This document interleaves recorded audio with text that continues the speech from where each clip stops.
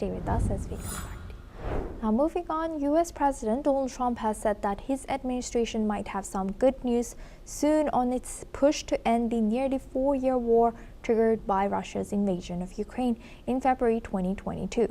Let's listen into what Trump has shared. We settled 8 wars, and I think we're doing very well with Ukraine and Russia.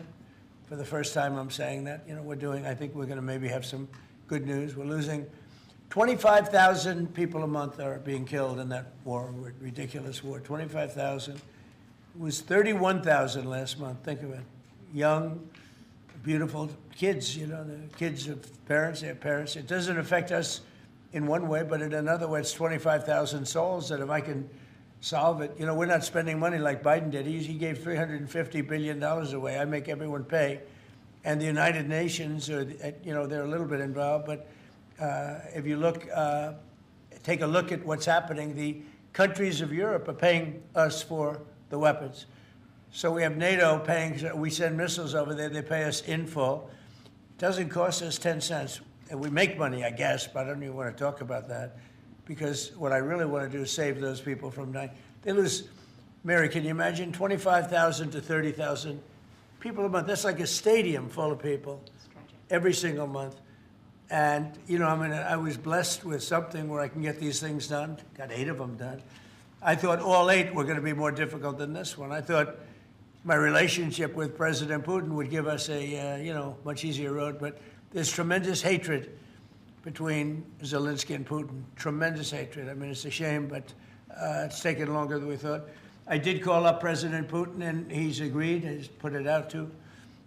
They have the same cold wave that we do. Maybe different because it's pretty far away, but it's the equivalent. And Ukraine's a very cold country. It's much colder than us. It's colder than, they say, on average, it's Canada or colder. And on top of that, they have a tremendous cold wave. And I asked him if he wouldn't shoot for a period of 1 week, no missiles going into Kiev or any other towns, and he's agreed to do it.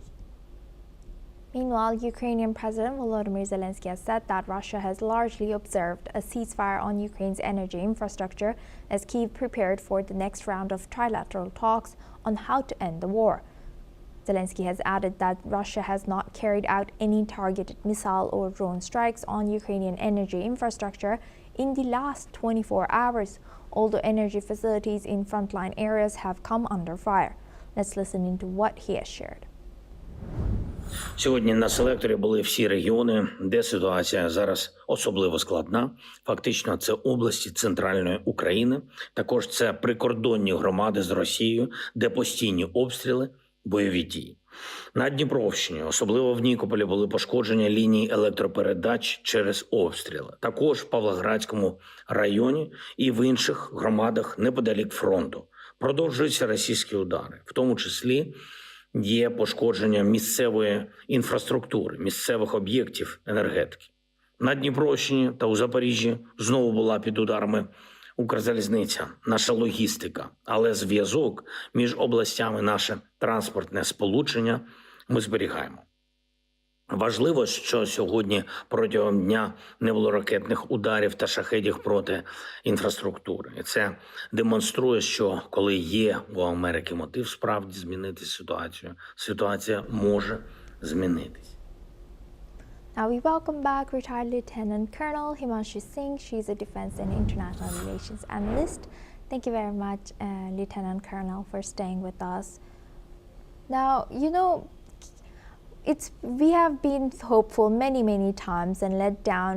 This time, what's your analysis? Can we be hopeful?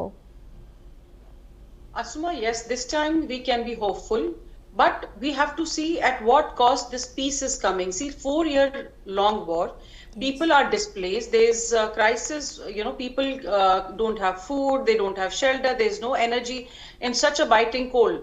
And medical facilities are not there. So people are actually tired of this war. Zelensky was used as a tool by America and NATO countries to be put up against Russia. And Russian president, he only had one issue, that NATO should not come to its backyard. And Zelensky was very clear that he wanted to be a part of NATO. So when this entire thing is coming to an end, See, the place which has been chosen for the talks is Abu Dhabi. It is not Paris or Brussels. So somewhere the West has been already signed line. Secondly, if Ukraine comes to the table, it is facing two brutal choices. One is now so many people have been killed, and Russia is going to claim some of its territory. So it is not a win-win. Secondly, there is no guarantee that in future a war like this will not erupt. So somewhere Zelensky is at a stage where he's actually losing it all.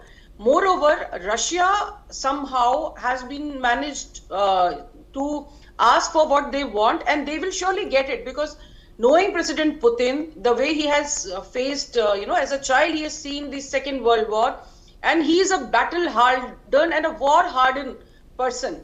So somewhere he is going to have the way out. As far as US is concerned, see, everything is very, very transactional for US. They have already taken so much of part from Ukraine in terms of taking their rare earth minerals, gases, and other things. So the only person who has, going to gain something out of it is President Trump. Rest, I don't think anybody is going to be a winner in this entire conversation, even after the ceasefire comes through. Right. And lastly, what about territorial dispute that they have, the Donbas region? What happens to that? See, Russia is not going to leave Donbas, because the ceasefire, as far as I believe, is going to be where it is as it is. So Russian troops will not move back. They will occupy the territory, and Zelensky will have to give up if he wants to end this war, because there is no way out. Russia is very, very clear. They don't want any of this mishappening again in future. Moreover, President Putin is very, very clear. He believes in the integrated USSR. He does not believe in the current Russia as of now. We've seen earlier also, he's taken so many places. So his policy is very clear. If so many people from Russian side have also died, and it is a long stretch fatigue which has been caused, they are not going to go back. I think the boundaries will be sealed on the current location of the armies. That is all, Asuma.